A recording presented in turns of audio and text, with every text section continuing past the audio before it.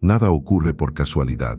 A lo largo de la vida, a todos nos pasan cosas que no entendemos en el momento en que ocurren. Situaciones que nos incomodan, nos duelen o nos sacan de rumbo. Decisiones que no tomamos, cambios que no pedimos, experiencias que cuando suceden solo generan confusión. En esos momentos solemos hacernos la misma pregunta: ¿por qué está pasando esto? Buscamos una explicación inmediata, una razón clara, algo que justifique lo que estamos viviendo. Y cuando no la encontramos, aparece la frustración, el enojo o la sensación de injusticia. Pero con el paso del tiempo, algo curioso suele ocurrir. Muchas de esas experiencias que en su momento no comprendimos, años después cobran sentido. Nos damos cuenta de que nos obligaron a cambiar, a madurar, a tomar decisiones que no habríamos tomado de otra manera. Descubrimos que, sin darnos cuenta, nos estaban preparando para algo. Por eso hoy te invito a hacerte una pregunta diferente. No por qué te pasó eso que viviste, sino para qué. Déjanos en los comentarios qué cosas te han pasado que en su momento no entendías para qué eran, pero con el tiempo encontraste su propósito. Este audiolibro está dedicado a esa idea, a aprender a mirar la vida con más claridad, a entender que no todo necesita una explicación inmediata, y que muchas veces el verdadero sentido aparece cuando aprendemos a observar nuestra experiencia con más calma y responsabilidad. En el capítulo 1 vamos a empezar desde ahí, entendiendo por qué no todo ocurre al azar, y cómo cambiar nuestra forma de ver lo que nos sucede para transformar por completo nuestra manera de vivir. Capítulo 1. Nada ocurre por casualidad. A lo largo de la vida, todos atravesamos situaciones que no entendemos cuando ocurren. Momentos que nos descolocan, decisiones que no tomamos, pérdidas que no esperábamos, cambios que llegan sin pedir permiso. En esos instantes, aparece una pregunta casi automática: ¿por qué me está pasando esto? Buscamos una explicación rápida, una causa clara, algo que nos devuelva la sensación de control. Y cuando no la encontramos, surge la frustración, el enojo o la sensación de que la vida es injusta. Sin embargo, si observamos nuestra propia historia con honestidad, descubrimos algo importante. Muchas de las experiencias que más nos marcaron no fueron las que planeamos ni las que deseamos, sino aquellas que nos obligaron a cambiar. No porque fueran agradables, sino porque nos empujaron a mirar aspectos de nosotros mismos que antes ignorábamos. En ese sentido, afirmar que nada ocurre por casualidad no significa decir que todo es bueno, sino que todo puede ser significativo si aprendemos a mirarlo de otra manera. El problema no suele estar en lo que ocurre, sino en la expectativa con la que vivimos. Esperamos que la vida sea predecible, que las personas actúen como esperamos, que el esfuerzo tenga siempre una recompensa inmediata. Pero la realidad no funciona siguiendo nuestros planes. Cuando la vida se desvía de lo que imaginamos, sentimos que algo falló. En lugar de aceptar que la incertidumbre es parte de la experiencia humana, la interpretamos como una amenaza. Muchas personas pasan años luchando contra lo que ya ocurrió. Repasan una y otra vez una conversación, una decisión, una pérdida, intentando cambiar mentalmente algo que ya no está en sus manos. Esa resistencia constante agota, no aporta claridad ni soluciones, solo prolonga el sufrimiento. En cambio, cuando una persona empieza a aceptar lo ocurrido como un hecho y se pregunta qué puede aprender de ello, algo comienza a ordenarse por dentro. Aceptar no es justificar ni resignarse. Aceptar es reconocer la realidad tal como es y asumir la responsabilidad de cómo vamos a responder ante ella. Esa respuesta es lo que realmente nos pertenece. Aquí aparece una idea central. No todo depende de nosotros, pero siempre depende de nosotros qué hacemos con lo que sucede. Esta distinción cambia profundamente la manera de vivir. Un ejemplo cotidiano es el de alguien que atraviesa una etapa de fracaso profesional. Puede interpretarlo como una prueba de que no es suficiente, de que no tiene valor o de que siempre le ocurren cosas negativas. Esa interpretación lo paraliza, pero esa misma experiencia también puede verse como una señal de que algo necesita cambiar: la forma de trabajar, el rumbo elegido, la manera de relacionarse con el éxito y el reconocimiento. El hecho es el mismo, el efecto interior es completamente distinto según la mirada que se adopte. Heráclito afirmaba que el carácter de una persona termina convirtiéndose en su destino. Esta idea no habla de un destino fijo ni de una vida predeterminada. Habla de algo más simple y más profundo. Nuestras reacciones repetidas ante las circunstancias moldean quiénes somos y hacia dónde vamos. Dos personas pueden vivir situaciones similares, pero su manera de interpretarlas y enfrentarlas define resultados muy distintos. El carácter no se forma en la comodidad, sino en la forma en que respondemos a lo que no elegimos. Cuando creemos que todo ocurre por azar, nos sentimos pequeños frente a la vida. Pensamos que estamos a merced de fuerzas externas, sin posibilidad de influencia. En cambio, cuando entendemos que cada experiencia puede ser utilizada para crecer, recuperamos una sensación de dignidad interior. No controlamos los hechos, pero sí podemos desarrollar la capacidad de responder con claridad, firmeza y aprendizaje. Esto se ve con frecuencia en las relaciones personales. Una traición, una ruptura, suelen vivirse como una injusticia absoluta, y es normal que duela.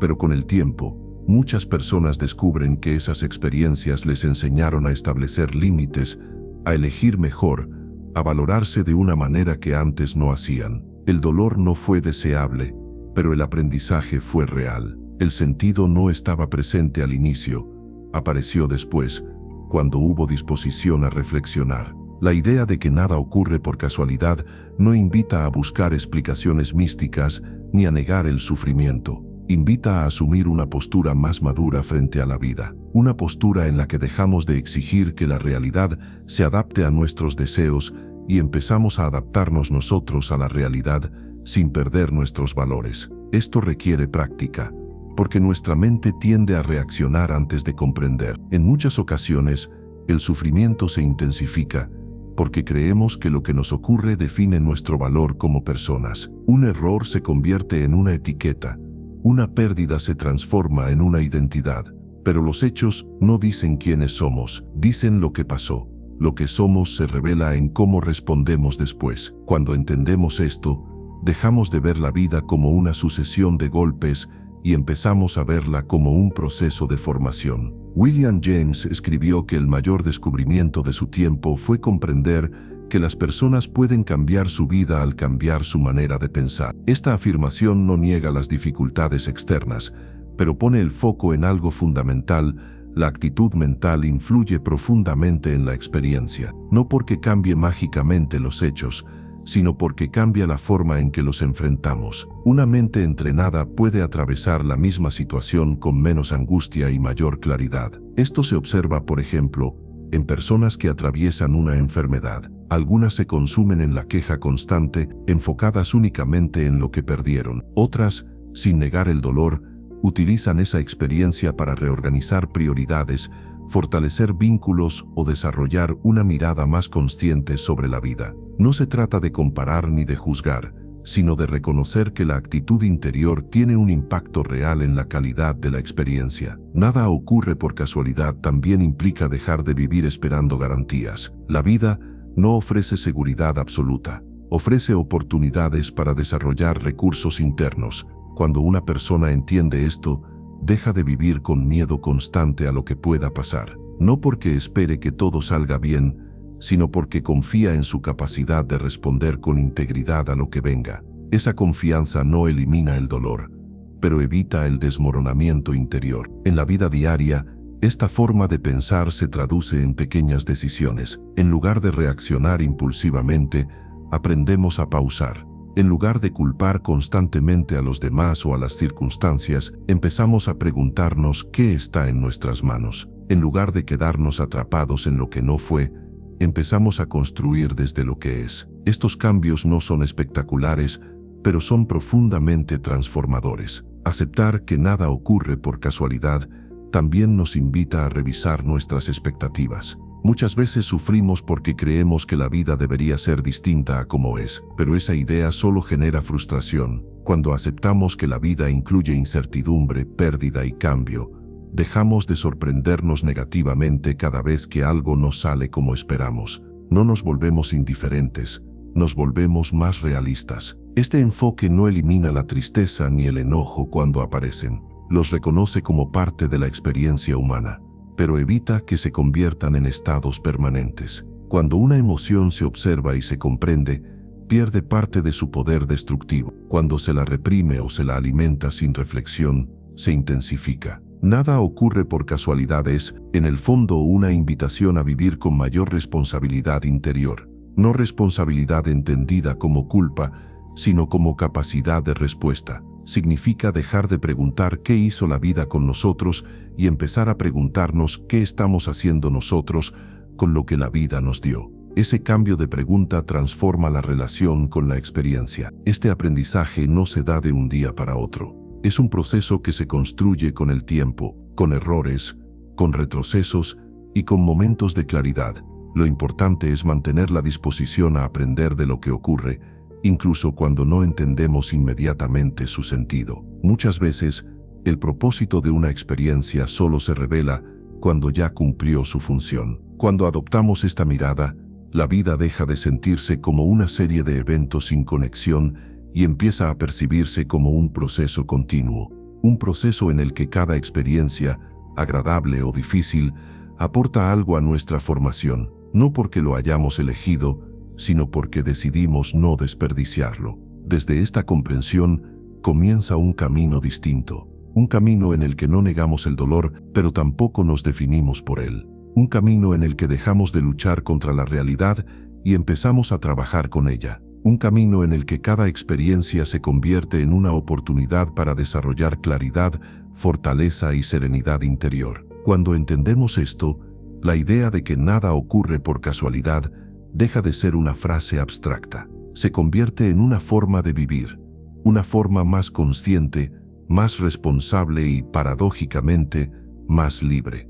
Porque cuando dejamos de exigirle a la vida que sea distinta, comenzamos a vivirla con mayor profundidad y sentido. Capítulo 2. Lo que depende de ti y lo que no. Uno de los mayores errores que cometemos en la vida es gastar nuestra energía en intentar controlar aquello que no está en nuestras manos. Lo hacemos casi sin darnos cuenta. Queremos controlar lo que otros piensan de nosotros, cómo reaccionan, qué decisiones toman, qué ocurre en el futuro, qué resultados obtenemos. Cuando eso no sucede como esperamos, aparece la frustración. Y esa frustración, sostenida en el tiempo, se transforma en ansiedad, enojo o cansancio interior. La mayoría de las personas no sufre porque le falte capacidad, inteligencia o esfuerzo. Sufre porque coloca su tranquilidad en lugares equivocados. Vive pendiente de factores externos como la aprobación, el éxito visible, el reconocimiento o la seguridad absoluta.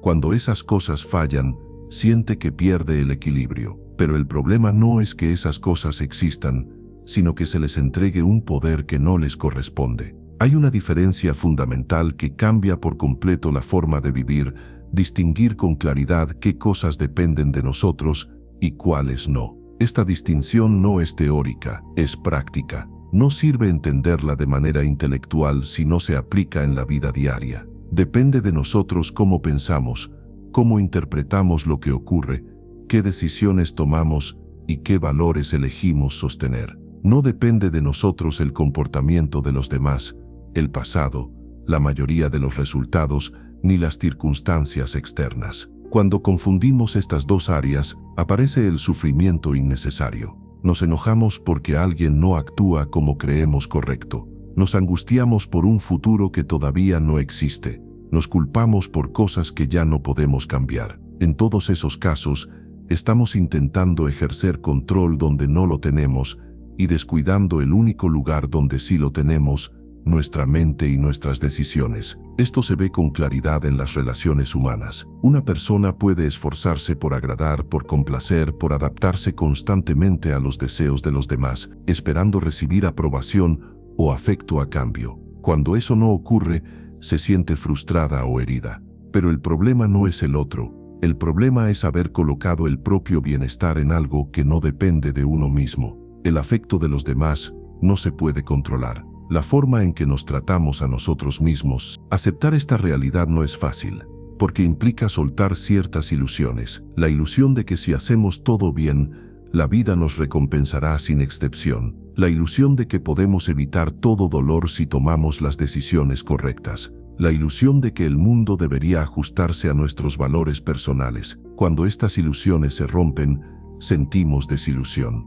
Pero esa desilusión puede ser el comienzo de una mirada más madura. Una persona madura no es la que controla más cosas, sino la que sabe dónde no tiene control y no lucha contra eso. En lugar de gastar energía intentando cambiar lo que no depende de ella, la utiliza para fortalecerse por dentro. Esto no la vuelve indiferente ni pasiva, la vuelve más lúcida. Empieza a actuar donde puede actuar y a soltar donde no puede hacer nada útil. Un ejemplo claro es el ámbito laboral. Muchas personas viven angustiadas por decisiones que toman sus superiores, por cambios en la empresa, por evaluaciones externas. Pasan horas rumiando escenarios, imaginando consecuencias, anticipando problemas. Todo ese desgaste no mejora la situación. En cambio, cuando una persona se concentra en hacer bien su trabajo, en desarrollar habilidades, en actuar con profesionalismo, está invirtiendo su energía en algo que sí depende de ella. El resultado externo puede variar, pero la dignidad interior se mantiene. Esta forma de pensar también cambia la relación con el error. Cuando algo sale mal, solemos reaccionar con culpa excesiva o con autoataques constantes. Nos decimos que deberíamos haber hecho algo distinto, que fallamos como personas, pero el pasado no depende de nosotros, ya ocurrió. Lo único que depende de nosotros es qué hacemos con ese error ahora. Podemos usarlo para castigarnos o para aprender. Esa elección sí es nuestra. Séneca escribió que no es pobre quien tiene poco, sino quien desea más de lo que tiene. Esta idea aplicada a la vida interior nos muestra que el sufrimiento muchas veces nace del deseo de controlar más de lo que es posible. Queremos garantías, certezas, seguridad absoluta. Pero la vida no funciona así. Cuando aceptamos los límites, dejamos de sentirnos permanentemente insatisfechos. Aprender a distinguir lo que depende de nosotros también implica revisar nuestras reacciones emocionales. Muchas veces decimos, me hicieron sentir así, como si los demás tuvieran control directo sobre nuestras emociones. En realidad, lo que sentimos está mediado por cómo interpretamos lo que ocurre. Dos personas pueden recibir la misma crítica. Una se derrumba, la otra reflexiona y sigue adelante. La diferencia no está en la crítica, sino en la interpretación. Esto no significa negar las emociones, significa asumir responsabilidad sobre ellas. Sentir enojo, tristeza o miedo es humano. Quedarse atrapado en esas emociones sin cuestionarlas es una elección inconsciente. Cuando aprendemos a observar lo que sentimos y a preguntarnos qué pensamiento lo sostiene, recuperamos margen de acción. No podemos evitar que una emoción aparezca, pero sí podemos decidir cuánto espacio le damos y cómo actuamos a partir de ella. En la vida cotidiana, esta distinción se practica en pequeños gestos. Cuando algo no sale como esperábamos, en lugar de reaccionar de inmediato, podemos detenernos y preguntarnos, ¿esto depende de mí? Si la respuesta es no, insistir solo traerá desgaste. Si la respuesta es sí, entonces hay algo concreto que podemos hacer. Esta simple pregunta evita muchos conflictos internos. La ciencia también ha observado los efectos de este enfoque. Viktor Frankl afirmaba que incluso en las circunstancias más extremas, el ser humano conserva la libertad de elegir su actitud. Esta afirmación no minimiza el sufrimiento, pero señala algo esencial. La actitud es el último espacio de libertad. Cuando una persona comprende esto, deja de sentirse completamente atrapada por las circunstancias. Esto se ve con claridad en personas que atraviesan situaciones límite. Algunas pierden toda esperanza porque sienten que ya no controlan nada. Otras, aún reconociendo la dificultad, se aferran a pequeñas decisiones, cómo pensar, cómo tratar a los demás, cómo mantenerse fieles a ciertos valores. Esas decisiones, aunque parezcan pequeñas, sostienen la dignidad interior. Distinguir lo que depende de nosotros no nos vuelve fríos ni distantes, nos vuelve más responsables, nos ayuda a dejar de exigirle al mundo lo que no puede darnos y a empezar a construir desde adentro lo que sí está a nuestro alcance. Cuando una persona deja de vivir pendiente de lo que no controla, experimenta una forma distinta de calma, no porque todo esté resuelto, sino porque dejó de pelear batallas inútiles. Este aprendizaje también transforma la manera en que nos relacionamos con los demás. Dejamos de intentar cambiarlos constantemente. Dejamos de frustrarnos porque no actúan como esperamos. Empezamos a aceptar que cada persona tiene su propio proceso. Esto no significa tolerar cualquier comportamiento, sino elegir conscientemente cómo responder. Podemos poner límites sin enojo, tomar distancia sin resentimiento, dialogar sin necesidad de imponernos. Con el tiempo, esta forma de vivir genera una sensación de estabilidad interior. Las circunstancias cambian, las personas cambian, los resultados varían, pero hay algo que permanece: la coherencia interna. Esa coherencia es el verdadero punto de apoyo. No depende del reconocimiento externo ni de la aprobación. Depende de actuar de acuerdo con lo que consideramos correcto. Cuando aprendemos a vivir desde esta distinción, dejamos de sentirnos constantemente desbordados. No porque la vida se vuelva simple, sino porque dejamos de complicarla innecesariamente. Empezamos a aceptar que hay cosas que no podemos controlar y dejamos de exigirnos lo imposible. Esa aceptación libera energía.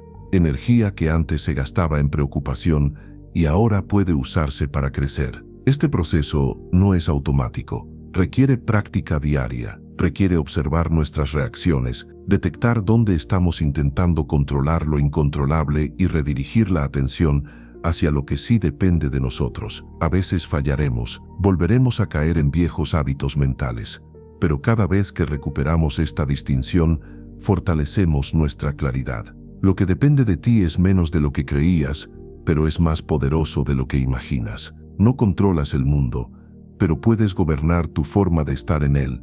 Y cuando una persona logra eso, aunque las circunstancias sean inciertas, hay algo que ya no se pierde: la libertad interior. Capítulo 3. No son los hechos, es tu mirada.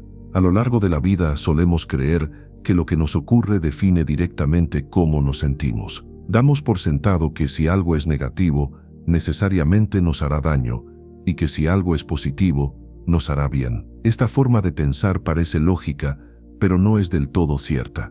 Entre lo que sucede y lo que sentimos, hay un elemento silencioso que muchas veces ignoramos: la interpretación que hacemos de lo que sucede. Esa interpretación, más que el hecho en sí, es la que determina nuestra experiencia interior. Cuando no somos conscientes de este proceso, vivimos reaccionando. Algo ocurre, aparece una emoción, y actuamos desde ahí sin cuestionar nada.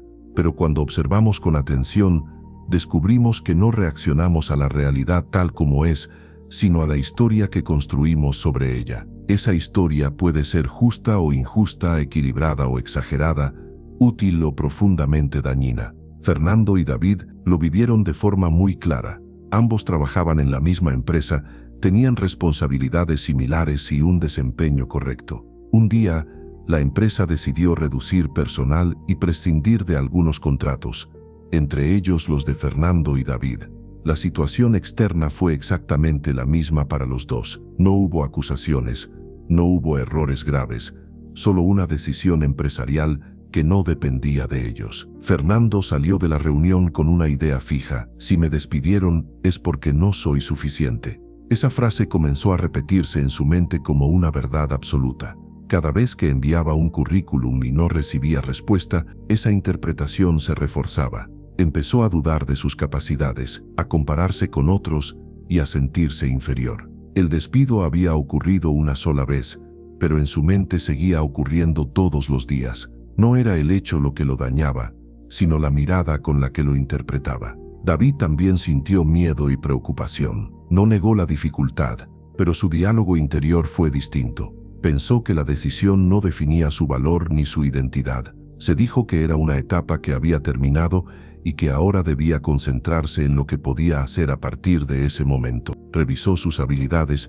pidió ayuda cuando la necesitó y aceptó que el proceso llevaría tiempo. La incertidumbre seguía ahí, pero no se convirtió en una condena interior. Meses después, la diferencia entre ambos no estaba en el hecho que habían vivido, sino en cómo cada uno lo había interpretado. Fernando seguía atrapado en una idea que lo debilitaba. David no tenía certezas absolutas, pero conservaba algo esencial: claridad y confianza en su capacidad de responder. Este ejemplo muestra con claridad que los hechos no actúan directamente sobre nosotros, lo hacen a través del filtro de nuestra mente. Ese filtro está formado por creencias, experiencias pasadas, miedos y expectativas. Cuando no lo revisamos, se vuelve invisible y gobierna nuestras reacciones. Epicteto decía que no nos perturban las cosas, sino la opinión que tenemos sobre ellas. Esta idea no busca negar el dolor ni minimizar las dificultades, sino señalar algo fundamental: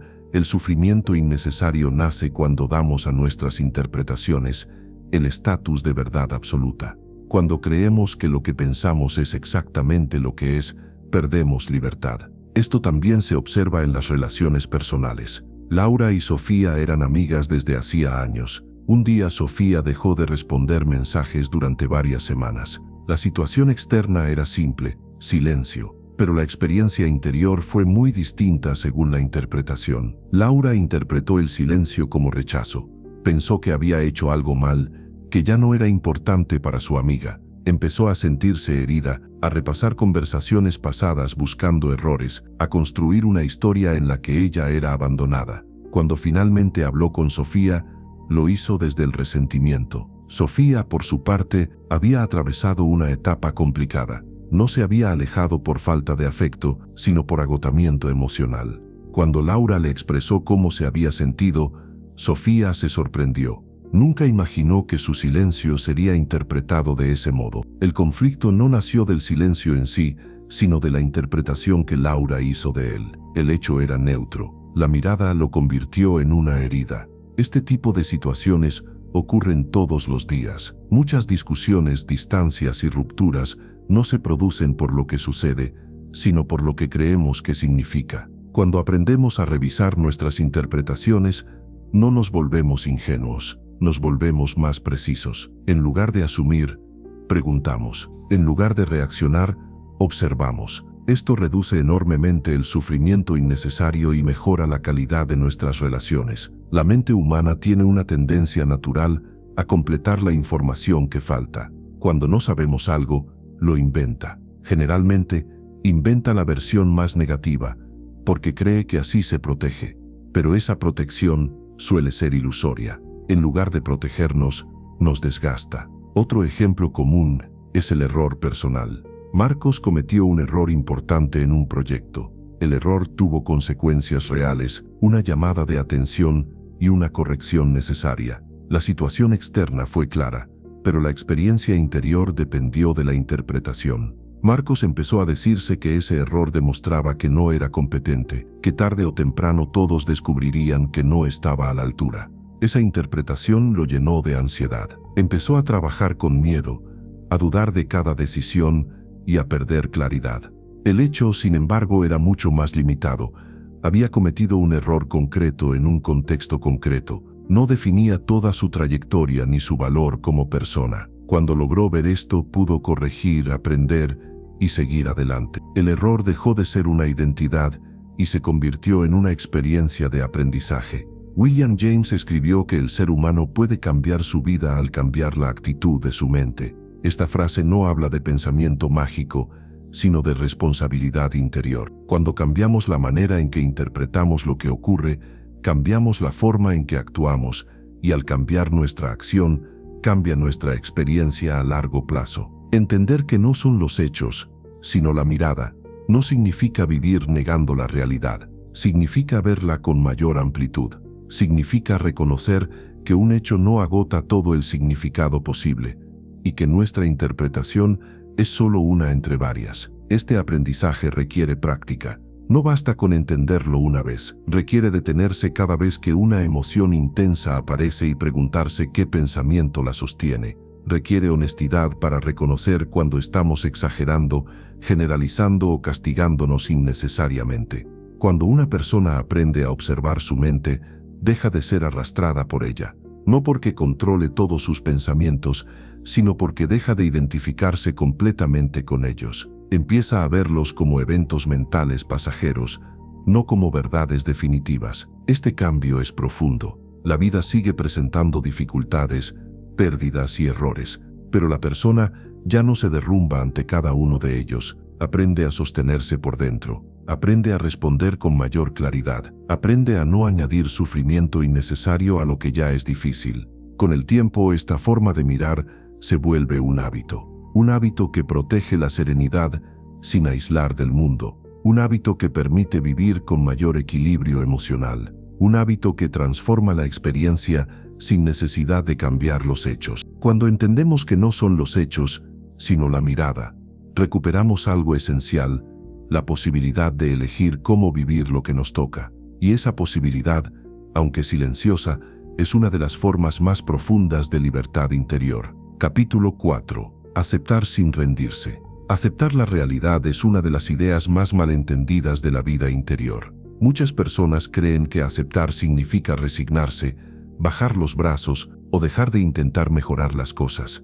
Por eso se resisten a esa palabra. Sienten que aceptar es lo mismo que perder. Sin embargo, la aceptación verdadera no tiene nada que ver con la pasividad. Aceptar es ver con claridad lo que está ocurriendo, sin negarlo ni exagerarlo, y decidir desde ahí cómo actuar de la mejor manera posible.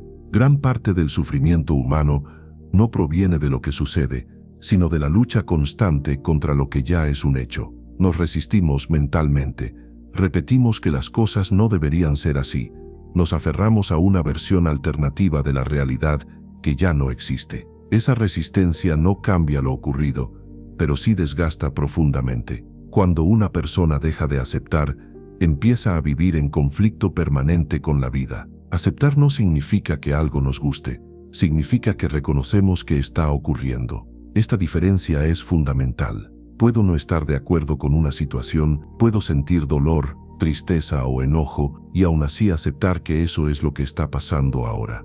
La aceptación no elimina la emoción, pero evita que se convierta en un sufrimiento prolongado e inútil. Un ejemplo claro es el de alguien que recibe un diagnóstico médico difícil. En muchos casos, la primera reacción es la negación. Esto no puede estar pasando. Seguro se equivocaron.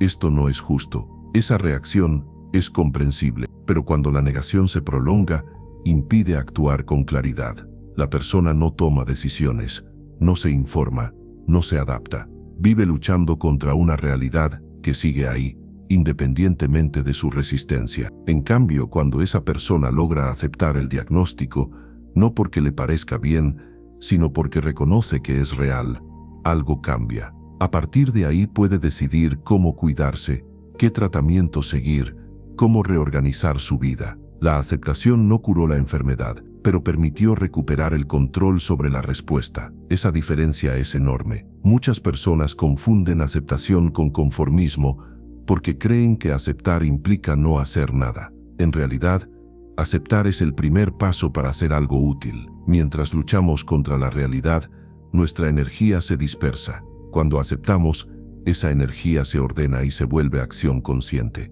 Marco Aurelio escribió que la felicidad de la vida depende de la calidad de nuestros pensamientos. Esta afirmación se conecta directamente con la aceptación. Cuando nuestros pensamientos están ocupados en negar lo que ocurre, la experiencia se vuelve pesada. Cuando nuestros pensamientos se orientan a comprender y actuar, la experiencia se vuelve más habitable. No porque todo sea agradable, sino porque dejamos de añadir sufrimiento innecesario. Aceptar también implica dejar de vivir anclados en el pasado. Muchas personas pasan años repitiendo mentalmente lo que debería haber sido distinto. Una decisión, una relación, una oportunidad perdida. Esa repetición constante no cambia el pasado, pero sí condiciona el presente. La persona vive atrapada en una versión de la vida que ya no existe.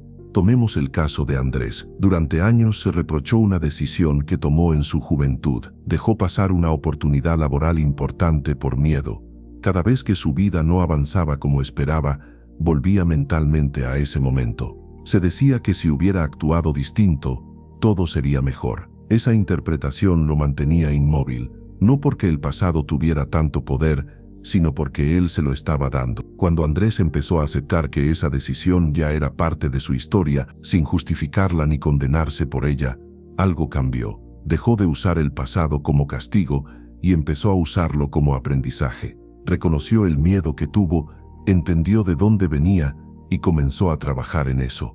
La aceptación no borró el error, pero le permitió dejar de vivir prisionero de él. Aceptar no es olvidar ni justificar, es reconocer y soltar la resistencia. Es dejar de pelear con lo que no se puede cambiar para enfocarse en lo que sí se puede transformar. Esta actitud requiere honestidad, porque implica reconocer límites, y reconocer límites suele ser incómodo para el ego. En las relaciones humanas, la falta de aceptación genera conflictos constantes. Esperamos que las personas cambien, que reaccionen como creemos correcto, que cumplan expectativas que muchas veces nunca expresamos. Cuando no lo hacen, nos frustramos, pero la realidad es que no podemos controlar la forma de ser del otro. Podemos aceptar cómo es y decidir, a partir de ahí, cómo relacionarnos. Clara vivió esto en una relación familiar complicada. Durante años, intentó que su padre cambiara su manera de comunicarse. Cada conversación terminaba en discusión. Clara se sentía herida y agotada. Con el tiempo, comprendió algo importante. No podía cambiar a su padre, pero sí podía cambiar su forma de relacionarse con él. Aceptó que esa persona tenía límites y decidió establecer los suyos. La relación no se volvió perfecta, pero dejó de ser una fuente constante de sufrimiento. Aceptar también implica aceptar nuestras propias emociones. Muchas personas luchan contra lo que sienten. Se dicen que no deberían estar tristes, enojadas o confundidas. Esa lucha interna intensifica el malestar. Cuando una emoción aparece y la rechazamos, se prolonga. Cuando la aceptamos, suele perder intensidad. Aceptar una emoción no significa actuar desde ella. Significa reconocerla sin juzgarla. Esto es lo que estoy sintiendo ahora. Esa simple frase cambia la relación con la experiencia. La emoción deja de ser un enemigo y se convierte en una señal. A partir de ahí podemos decidir cómo actuar.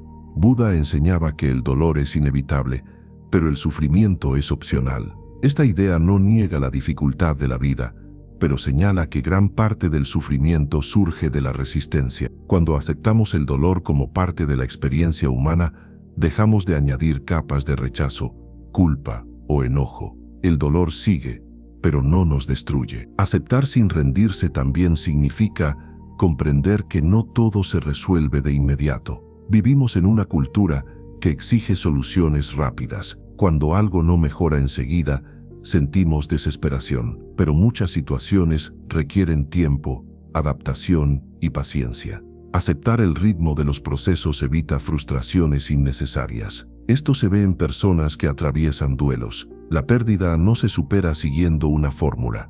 Cada persona tiene su propio tiempo. Cuando alguien se exige estar bien antes de estar listo, se genera un conflicto interno. Aceptar el propio ritmo permite transitar el proceso con mayor cuidado. Aceptar no es dejar de aspirar a una vida mejor, es dejar de pelear con la realidad actual. Desde ese lugar, las decisiones son más claras. La mente deja de estar nublada por la resistencia y empieza a ver opciones, no opciones ideales, sino posibles. Cuando una persona acepta, deja de preguntarse constantemente, ¿por qué me pasa esto? Y empieza a preguntarse, ¿qué puedo hacer con esto? Esa pregunta no promete respuestas fáciles, pero devuelve agencia. Devuelve la sensación de que, aun en medio de la dificultad, hay algo que podemos elegir. Aceptar sin rendirse es una forma profunda de fortaleza. No es la fortaleza de quien lo controla todo, sino la de quien se adapta sin perder su centro. Es la fortaleza de quien no necesita negar la realidad para sostenerse. Es la fortaleza de quien aprende a convivir con la incertidumbre sin desesperarse. Esta actitud no se logra de una vez, se practica. A veces aceptamos una cosa y nos resistimos a otra.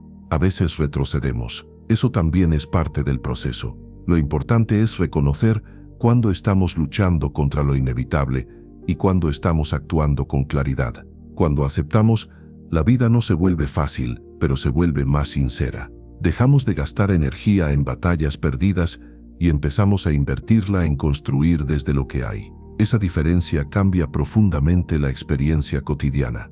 Aceptar sin rendirse es entender que la realidad no siempre se ajusta a nuestros deseos, pero que siempre podemos ajustar nuestra respuesta.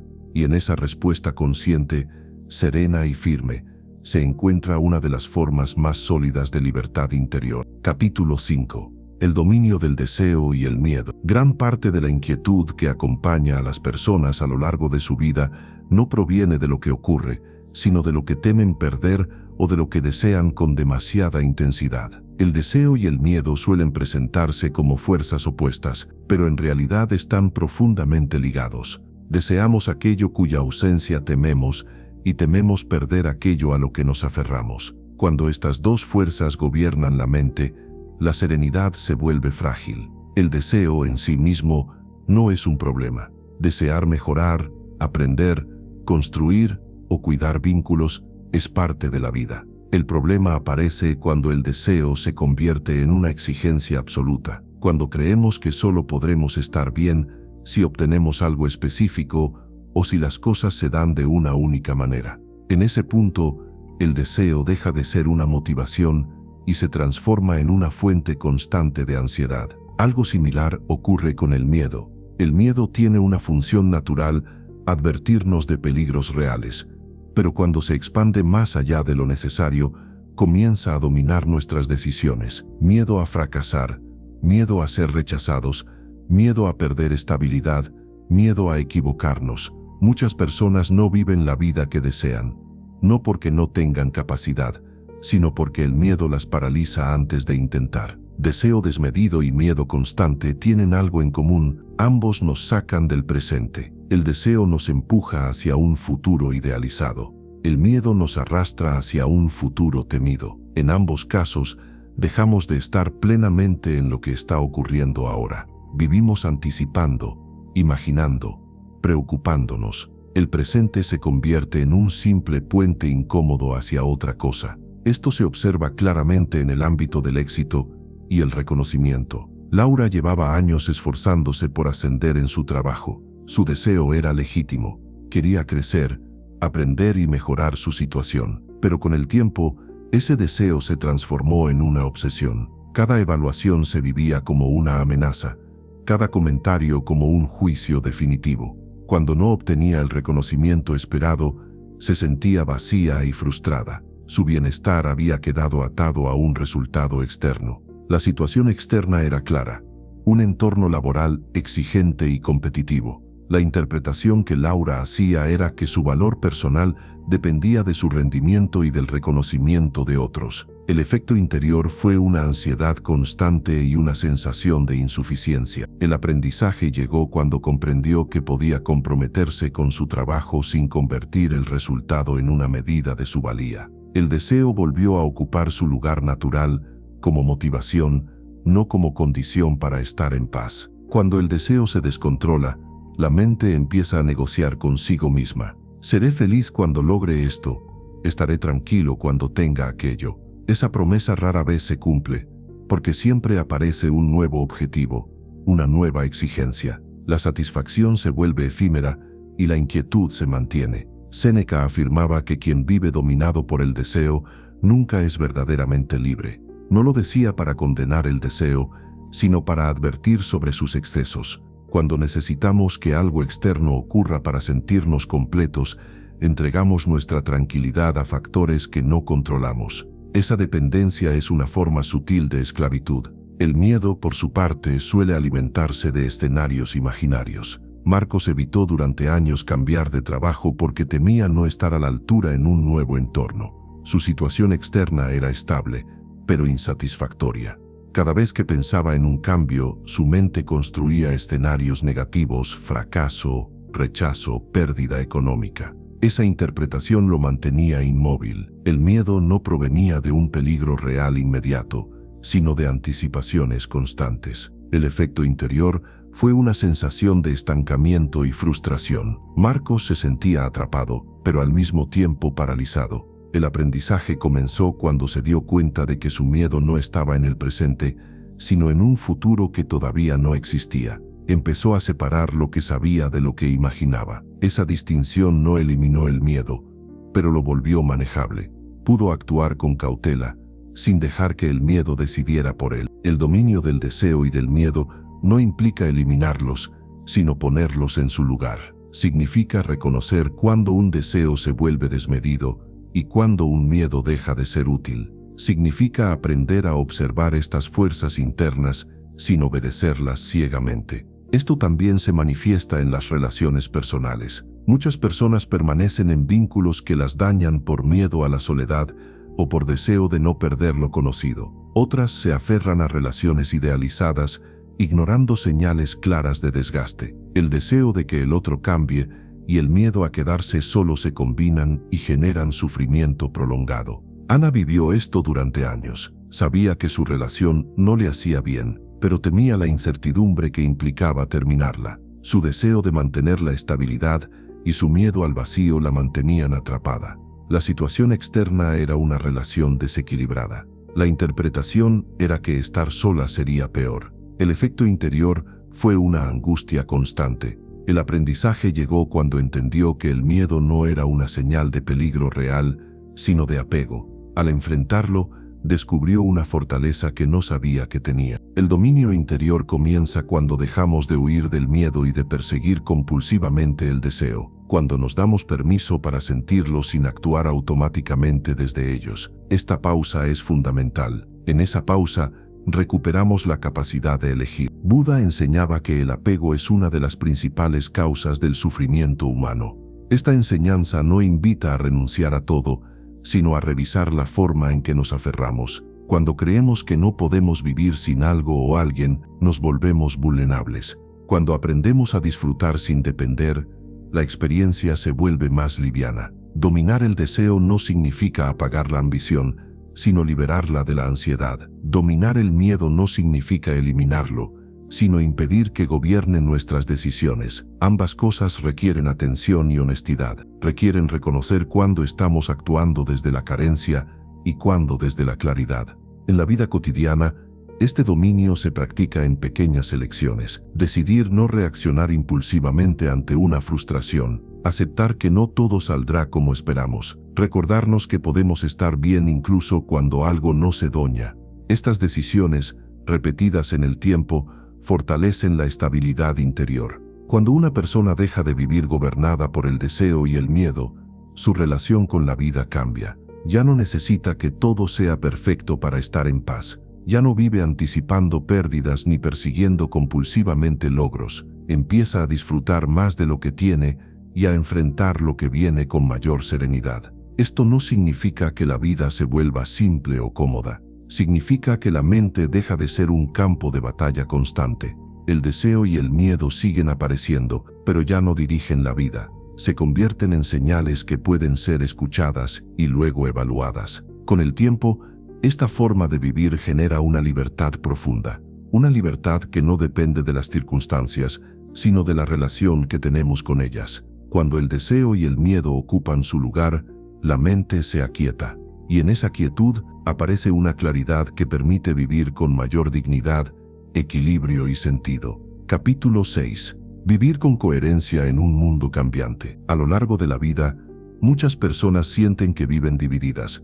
Piensan una cosa, dicen otra y hacen una tercera. No siempre por mala intención, sino porque se adaptan constantemente a lo que el entorno espera de ellas. Buscan aprobación, evitan conflictos, intentan encajar. Con el tiempo, esa adaptación constante genera cansancio interior. Aparece la sensación de no saber bien quién se es ni por qué se actúa de cierta manera. Vivir con coherencia no significa ser rígido ni inflexible. Significa actuar de acuerdo con valores claros, incluso cuando las circunstancias cambian. Significa que, aunque el entorno sea inestable, hay algo interior que permanece firme. Esa firmeza no depende del éxito ni del reconocimiento. Depende de la congruencia entre lo que pensamos, sentimos y hacemos. Muchas personas creen que la coherencia es un lujo reservado para momentos tranquilos. Piensan que, cuando la vida se vuelve difícil, hay que dejar los valores de lado para sobrevivir.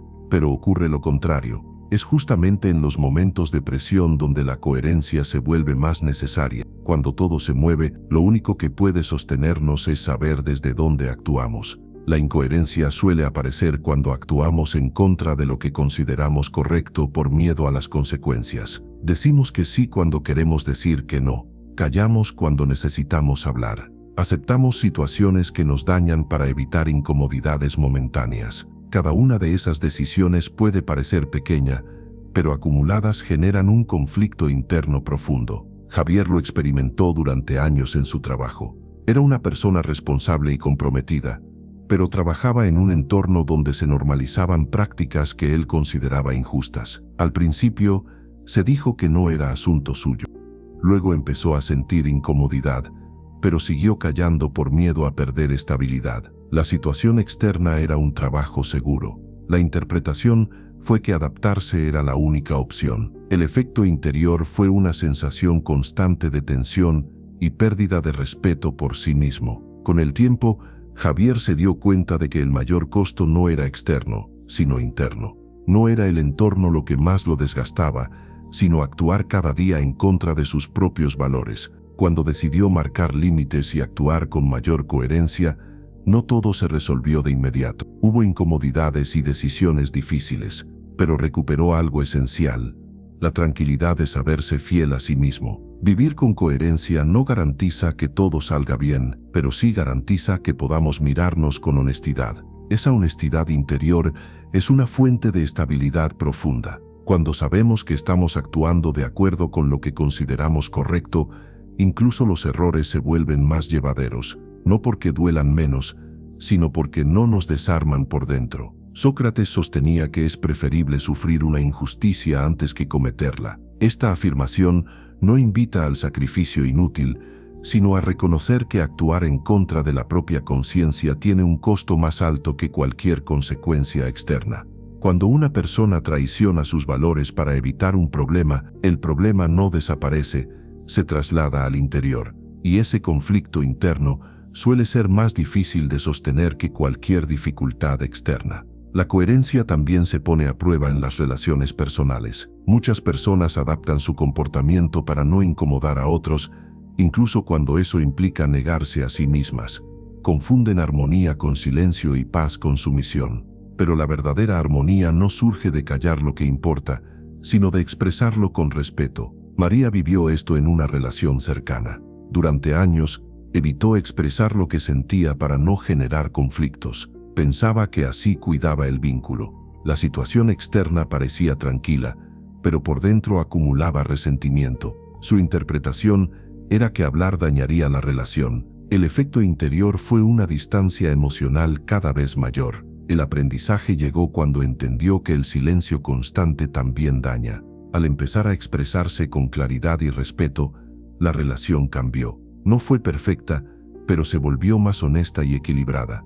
Vivir con coherencia no significa decir todo sin filtro. Significa alinear la forma de comunicarse con los valores que se sostienen. Significa hablar cuando es necesario y callar cuando corresponde, no por miedo sino por elección consciente. En un mundo cambiante, la coherencia actúa como un punto de referencia interior. Las circunstancias pueden variar, los roles pueden cambiar, las personas pueden ir y venir, pero cuando una persona tiene claros sus valores, no se pierde en ese movimiento.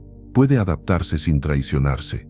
Esto también se ve en la manera en que enfrentamos el error. Cuando alguien comete un error y su identidad está basada en la imagen externa, el error se vive como una amenaza. Aparece la negación, la excusa o la culpa excesiva. En cambio, cuando una persona vive con coherencia, puede reconocer el error sin derrumbarse. El error no define quién es, pero sí señala algo que necesita corregirse. Carlos cometió un error importante en un proyecto que lideraba. La situación externa tuvo consecuencias reales. La interpretación inicial fue que ese error lo descalificaba como líder. El efecto interior fue vergüenza y temor. Pero al revisar sus valores, recordó que uno de ellos era la responsabilidad. Decidió asumir el error, corregirlo y aprender. Esa coherencia fortaleció su credibilidad más que cualquier intento de ocultar lo ocurrido. La coherencia no nos hace infalibles, nos hace íntegros. Nos permite aprender sin perder dignidad.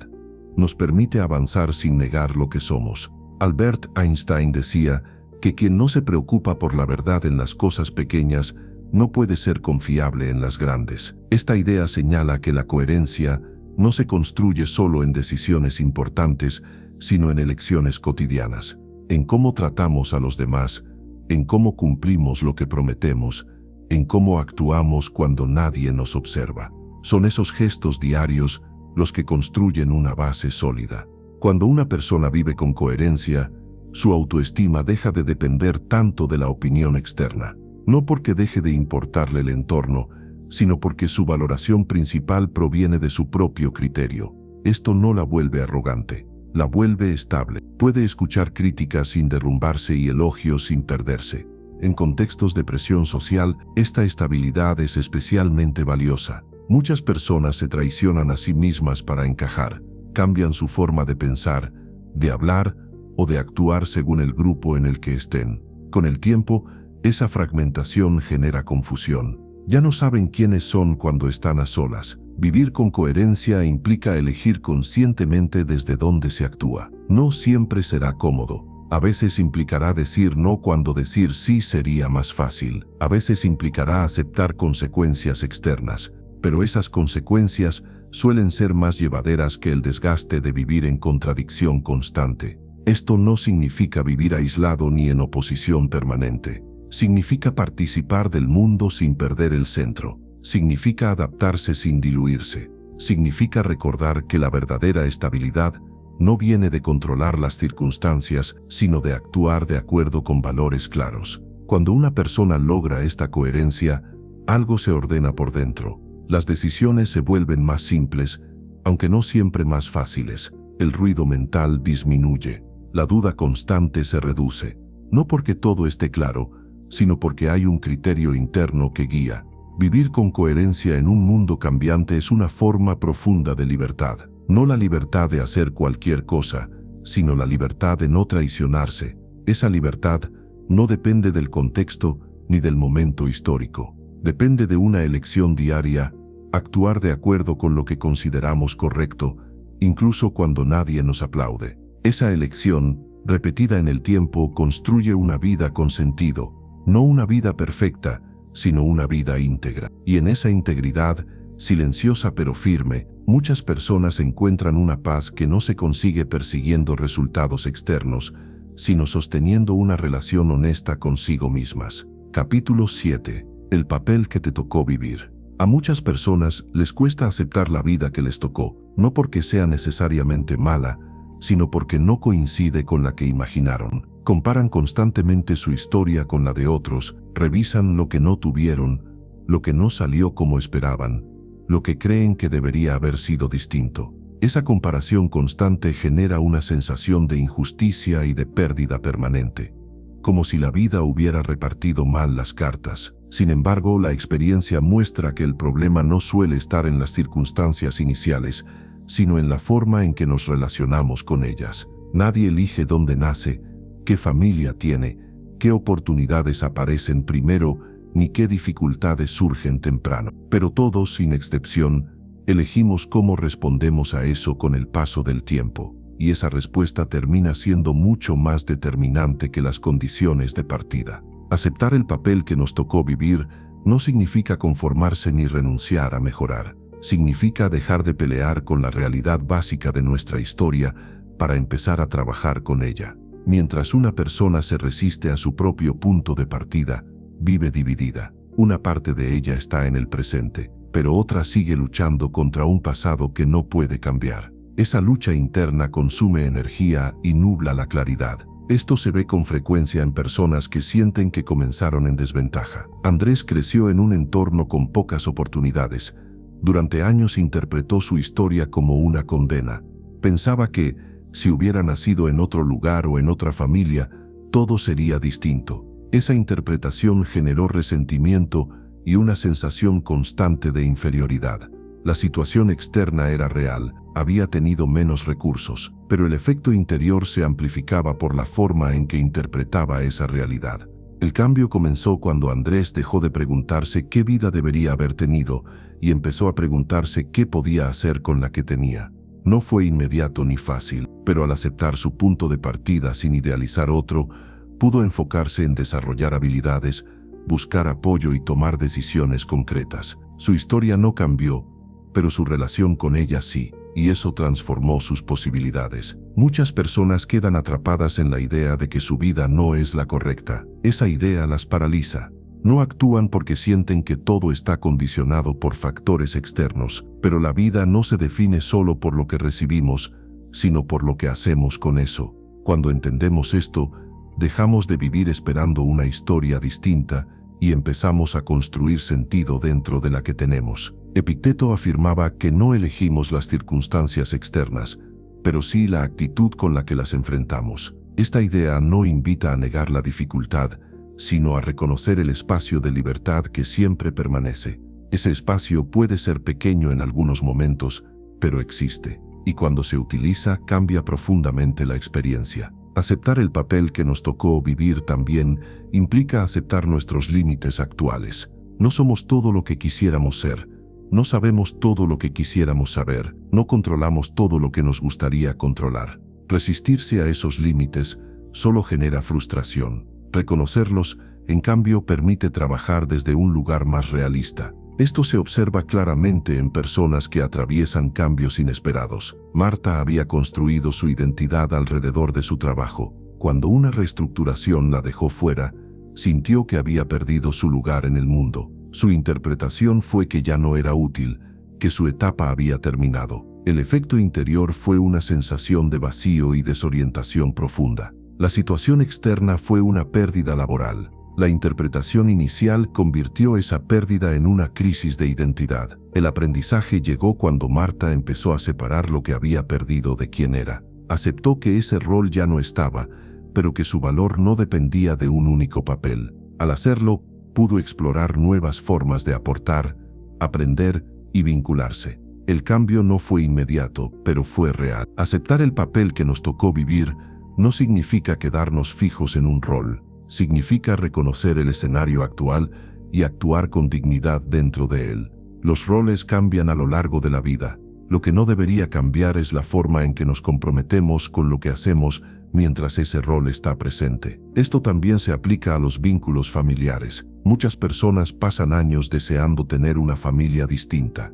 Padres más comprensivos, hermanos más cercanos, relaciones más sencillas. Ese deseo es comprensible, pero cuando se convierte en una exigencia constante, genera dolor innecesario. No podemos cambiar a las personas, pero sí podemos decidir cómo relacionarnos con ellas y qué lugar ocupan en nuestra vida. Lucía pasó años esperando que su madre cambiara. Interpretaba cada gesto distante como una prueba de falta de amor. Esa interpretación la mantenía atrapada en el resentimiento.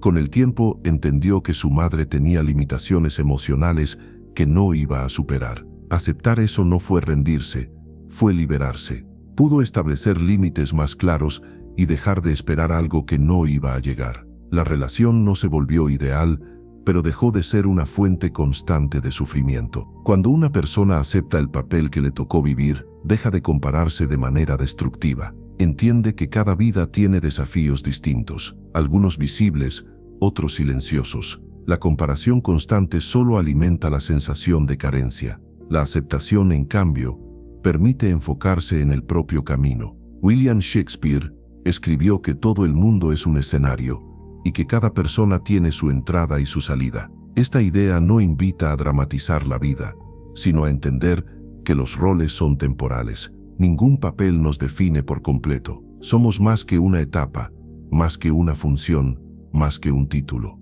Cuando recordamos esto, los cambios duelen menos y las pérdidas no nos desarman por completo. Aceptar el papel que nos tocó vivir también implica responsabilidad. No podemos excusarnos permanentemente en la historia que tuvimos para justificar cualquier comportamiento. La aceptación no elimina la responsabilidad personal. Al contrario, la refuerza. Una vez que aceptamos nuestra realidad, somos responsables de cómo actuamos dentro de ella. Esto se ve en personas que utilizan su pasado como justificación constante. Soy así porque me pasó esto. Reconocer la influencia del pasado es sano. Quedarse atrapado en ella no lo es. El pasado explica, pero no determina. La responsabilidad comienza cuando dejamos de usar la historia como excusa y empezamos a usarla como punto de partida. Aceptar el papel que nos tocó vivir también nos ayuda a enfrentar la incertidumbre. La vida no sigue un guión fijo. Cambia, sorprende, a veces decepciona.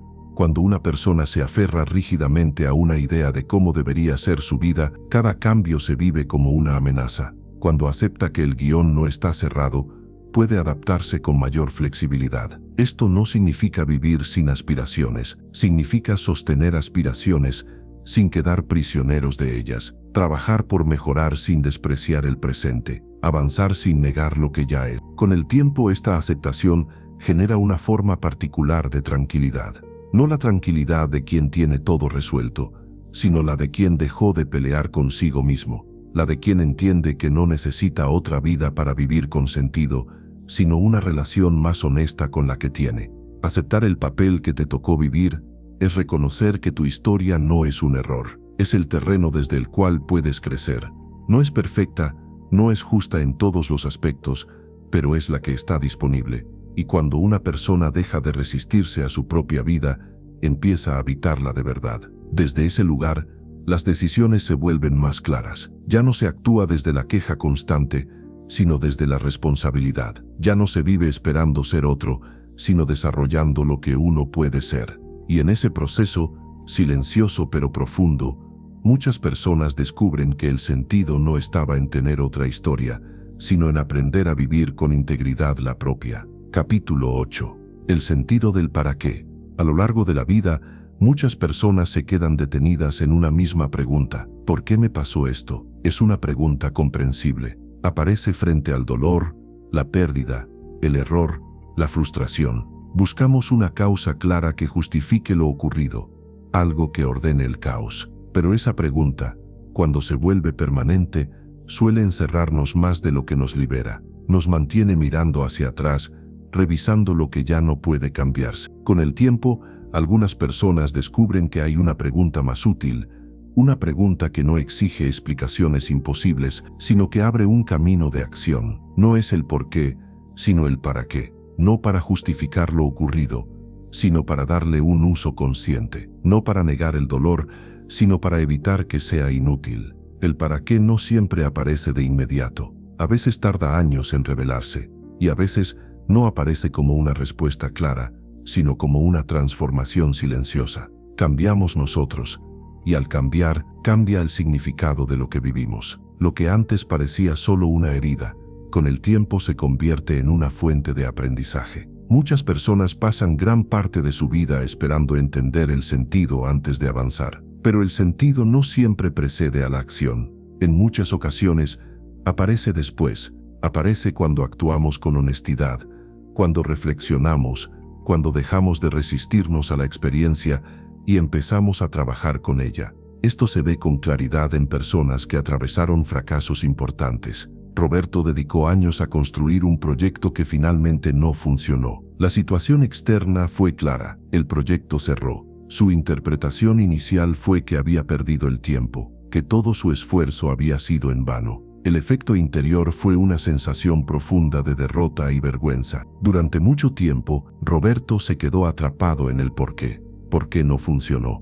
¿Por qué a él? ¿Por qué otros sí y él no? Ninguna de esas preguntas le devolvía estabilidad. El cambio comenzó cuando empezó a preguntarse para qué le había servido esa experiencia. Al principio no encontraba respuesta, pero con el tiempo reconoció que había desarrollado habilidades, criterio y una tolerancia al error que antes no tenía. Esa experiencia no fue el final, fue una preparación. El sentido no estaba en el resultado, sino en lo que había construido en él. El para qué no convierte el dolor en algo deseable, pero evita que sea estéril.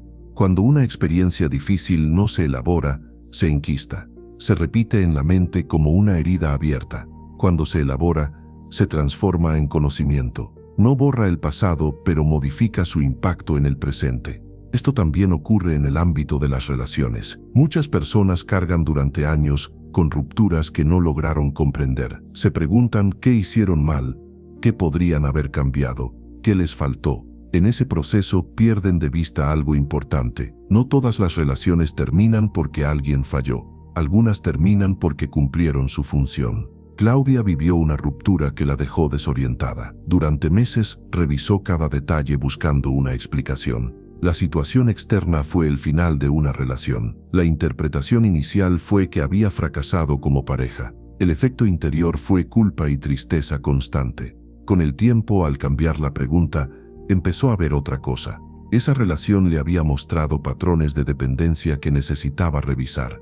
Le había enseñado a poner límites y a escucharse. El para qué no justificó el dolor, pero le dio dirección. Cuando una persona se queda fijada en el por qué, suele adoptar una postura pasiva. Espera que la vida le dé una explicación. Cuando se mueve hacia el para qué, asume una postura activa. Decide qué hacer con lo vivido. Ese cambio de actitud marca una diferencia profunda en la forma de atravesar la experiencia humana.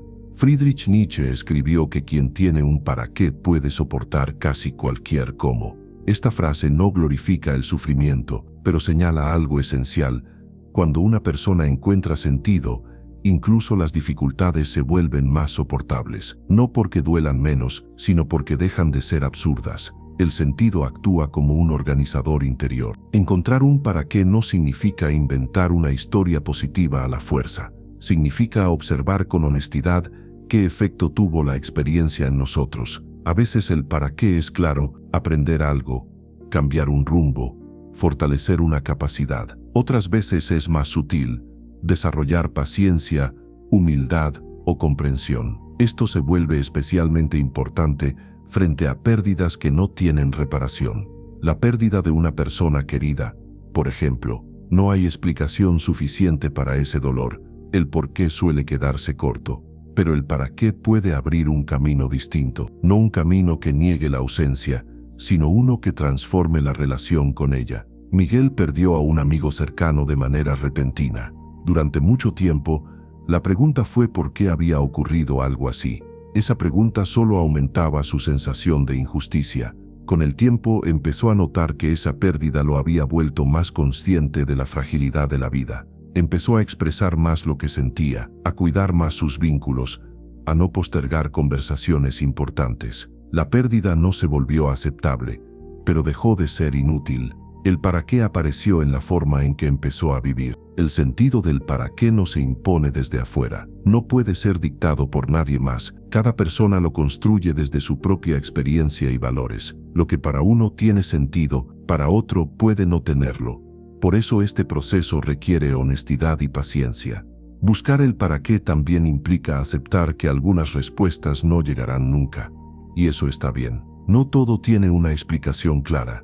Pero incluso en esos casos, siempre queda una elección: cómo convivir con lo que no entendemos. Esa elección también construye sentido. Viktor Frankl afirmaba que al ser humano se le puede arrebatar casi todo, excepto la libertad de elegir su actitud frente a lo que le sucede. Esta idea resume gran parte de lo que hemos explorado. El sentido no siempre está en lo que ocurre, sino en la actitud con la que lo enfrentamos. Esa actitud no cambia el pasado, pero sí transforma el presente. Cuando una persona deja de exigirle a la vida que tenga sentido inmediato y empieza a construirlo activamente, algo se ordena. La experiencia deja de ser una sucesión de golpes y se convierte en un proceso. Un proceso imperfecto, a veces doloroso, pero coherente. El para qué también nos ayuda a integrar nuestra historia, no como una cadena de errores o injusticias, sino como una secuencia de experiencias que nos formaron. Esto no implica negar las partes difíciles, sino incorporarlas sin que nos definan por completo. Muchas personas sienten alivio cuando logran decirse a sí mismas: esto que viví no fue en vano. No porque todo haya sido necesario, sino porque decidieron no desperdiciarlo. Esa decisión no borra el dolor, pero lo transforma en algo manejable. En la vida cotidiana, el para qué se practica en pequeños actos, en cómo respondemos a una frustración, en cómo aprendemos de un error, en cómo elegimos actuar después de una decepción. No requiere grandes discursos, requiere coherencia. Cuando una persona vive desde el para qué, deja de sentirse arrastrada por la vida. Empieza a participar activamente en ella. No controla todo, pero se compromete con su respuesta. Esa participación consciente es una forma profunda de libertad. El sentido no se encuentra, se construye. Se construye cada vez que decidimos aprender en lugar de endurecernos, cada vez que elegimos actuar con responsabilidad en lugar de resentimiento, cada vez que transformamos una experiencia difícil en una oportunidad de crecer. Este camino no promete una vida sin dolor, promete algo más realista y más valioso: una vida con sentido. Un sentido que no depende de que todo salga bien, sino de la forma en que atravesamos lo que no salió como esperábamos. Cuando dejamos de preguntar únicamente por qué y empezamos a preguntarnos para qué, la vida no se vuelve más fácil, pero se vuelve más clara. Y en esa claridad, muchas personas descubren que incluso en medio de la dificultad, es posible vivir con dignidad, conciencia y una profunda sensación de propósito. Este audiolibro es una obra original de Audioteca del Conocimiento. Todos los derechos reservados.